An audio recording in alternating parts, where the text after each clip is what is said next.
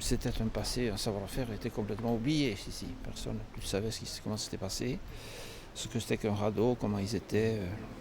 Et là-dessus, on s'est appuyé sur un mémoire qui avait été écrit par l'ingénieur qui avait dirigé les travaux ici à Vallée d'Aspe. Un mémoire très précis sur tout le déroulement de la partie technique de cette exploitation. Cet ingénieur Leroura, il s'appelait. Et à partir de ce document, nous avons essayé de partir, de copier, essayer de faire, mais c'était pas évident. D'abord, on a commencé par faire des radeaux au port. On a été chercher les bois en forêt d'Issau. Évidemment, pas des bois de 30 mètres de long et de 80 cm de diamètre.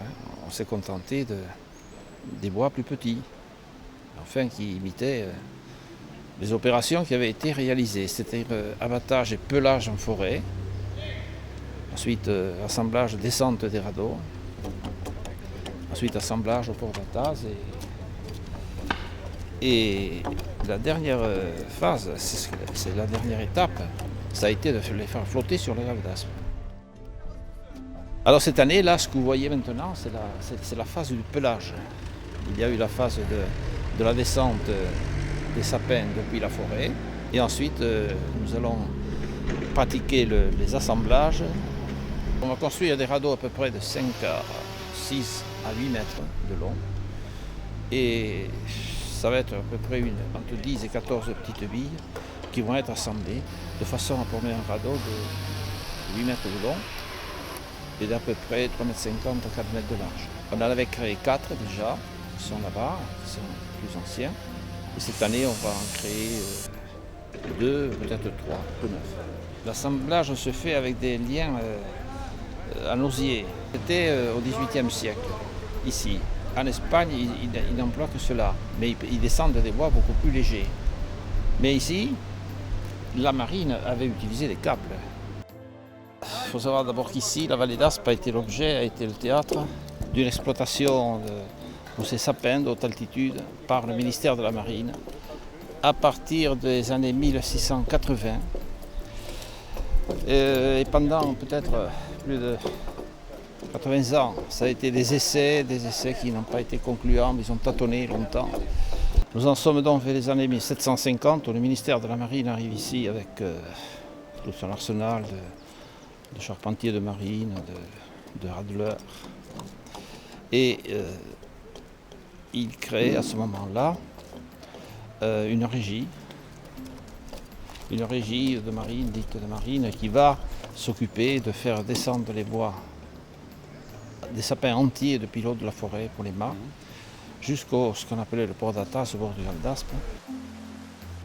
Ici, au port, a été créé ce qu'on appelait le port d'Ataz, avait été créé un bassin d'eau à eau où il pouvait être un bassin de 100 mètres de long sur 30 de large et 2 de profond. C'est là qu'ils étaient assemblés. Et puis, lorsqu'ils étaient assemblés, ils étaient lâchés sur le Gave par un canal de lancement.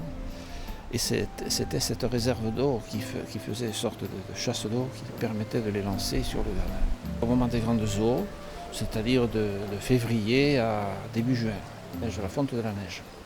On distingue le canal de lancement.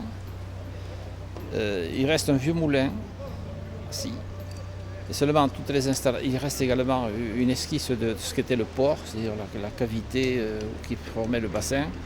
Mais 2 siècles et demi plus tard, ça avait été comblé par les débordements du Gave et tout, il reste très peu de choses. Bon, ce port a été un des ports les plus hauts. Ça a été un port dans la montagne. Parce qu'on n'a jamais vu ça, un port à 420 mètres d'altitude, il s'appelait le port d'Ataz.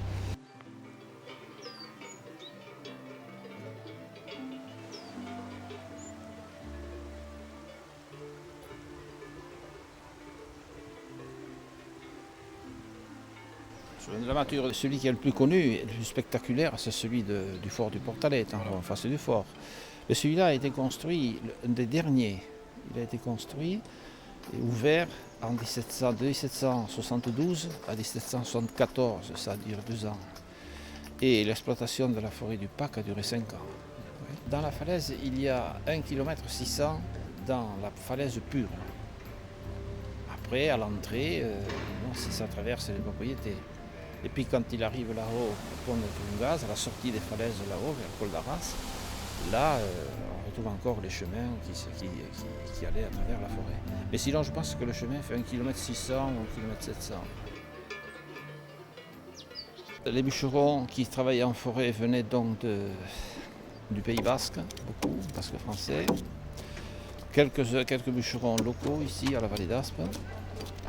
Les radeleurs venaient du Comminges, là-bas, ceux qui étaient chargés de les conduire jusqu'à Bayonne. Les bouviers, eux, c'était des gens qui venaient du Béarn, dont ils étaient chargés, eux, avec des chars et des crinquebas de monter en forêt, aller les chercher là-haut, les descendre entiers. Pratiquement, ils ne devaient pas toucher terre. Dans la forêt du Bénou, au-dessus d'Escottes, col de Marie-Blanque, et de la forêt d'Issau, ici au-dessus de Les Atas, et de la forêt du Pac, au-dessus d'Urdos, là-bas. Et tout ça, ça a duré à peu près 20 ans, de 1755 jusqu'à la Révolution, peut-être un peu plus tard. On essaie de faire l'historique maintenant, de ce qu'a été le Gave, son utilité au XVIIe et XVIIIe siècle, et ce qu'il a été maintenant avec la construction des hydroélectriques au XXe siècle.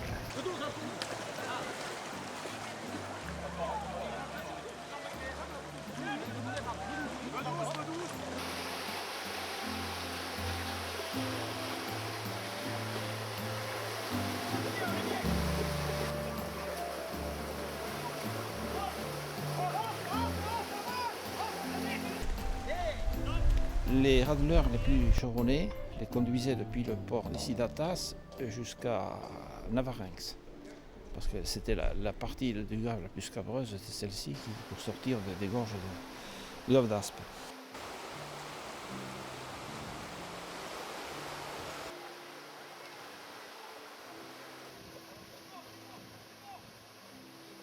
La deuxième étape, c'était là il y avait des relayeurs qui les prenaient à Navarinx jusqu'à Peyrehorade. À Peyrehorade,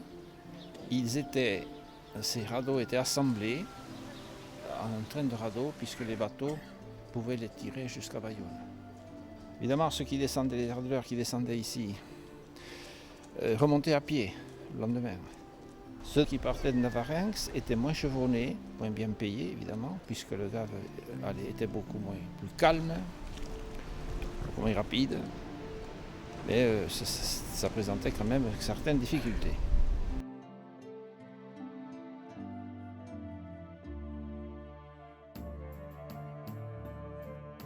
Depuis Bayonne, là, ils sont stockés à la fosse aux Mâts et là, ils seront dispatchés vers les arsenaux de Brest, de Rochefort, quelques-uns vers Toulon, mais pas beaucoup, parce qu'ils devaient faire le tour par le cap de Bonne-Espérance.